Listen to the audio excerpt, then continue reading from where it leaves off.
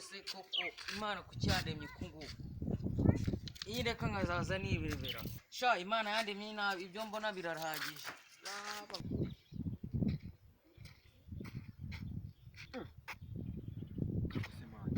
wajya koshya birabi nazi ko mbona tsigaye byigeze ibinoze katujye kubyoshya uramuntu katabona ndaje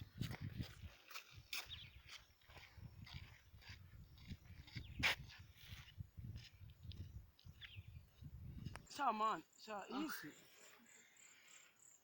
Man, nje nabwiriwe naburaye yewe. Nimbore nawe ngese ko maze iminsi ibiri. Maze iminsi ine sha. Nimbore nawe sha ukumbwa umaze iminsi ibiri umaze iminsi ine.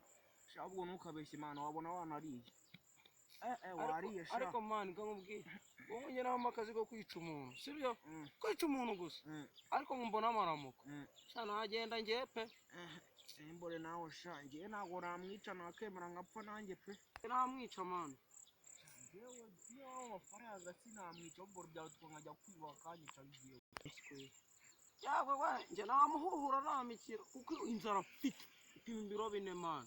Ako sha ibazi uyu mudigi waba uri mu busa. Ariko ko namu somba cyaro uko ufite umudigi.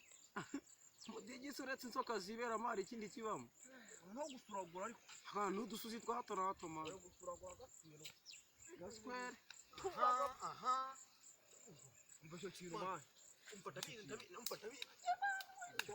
ndabizi neza inzara yabishe singo noneho muze maguruke mabwira noneho mbonye kwaraye tugiye kugenda hari ikintu ari kimumye gifite amafaranga wala cyagifite amafaranga noneho man murabizi murafasha ariko ntagabona kandi we mukire wa mbere tugiye singo ariko murabifata amase n'umwe tuvaracitse ndatanze bazi gahogera vuba yewe na bogisi we ndayitwara noneho mumfashe twashire tumwaka amafaranga nitumara kumaka amafaranga ubundi cyenda ambemera umva nimudahata mukira ahubwo umva manje wanze nje umukubita inkoni cyangwa umutera ibuye ndeka atabona ko tunano n'usina turamushyira mu maso byoroshye turamushyira mu maso ahubwo reka umva reka njye bikoresho ngicyo noneho ureye ntabwo nabona tu arajya hindukira gutya ngo ntabwo abona wallahi umva reka ngende tukare man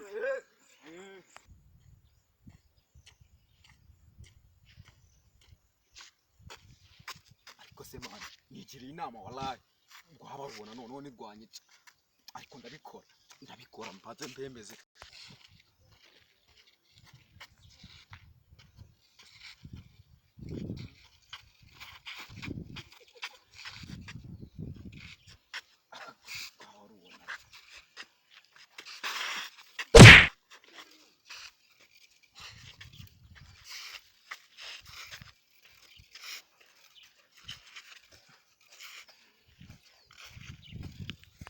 baba we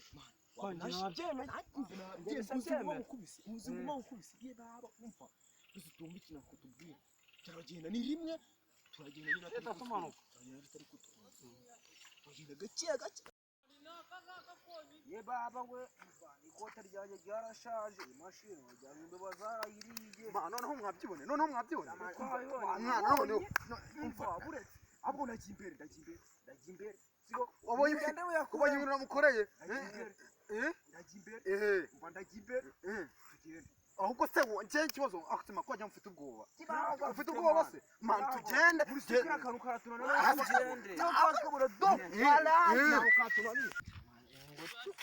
umuntu acahari agira acahari imbere rwose ubu acahariye sino ahubwo jye wagiye ndacaka umufuko urimo amafaranga ahubwo niwe uri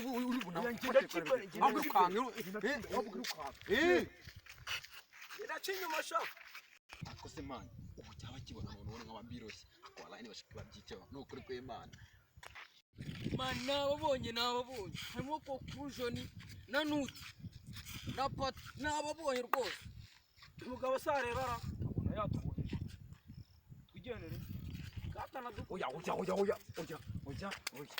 igenda bizinesi katabona yasha tumenyeshejwe ni nguguki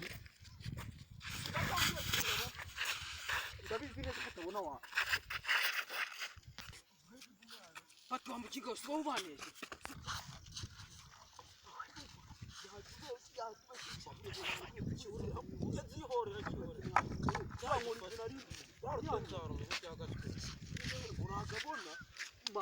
mani umva umva nanjye nukutumana nuse mu mujyandiko bese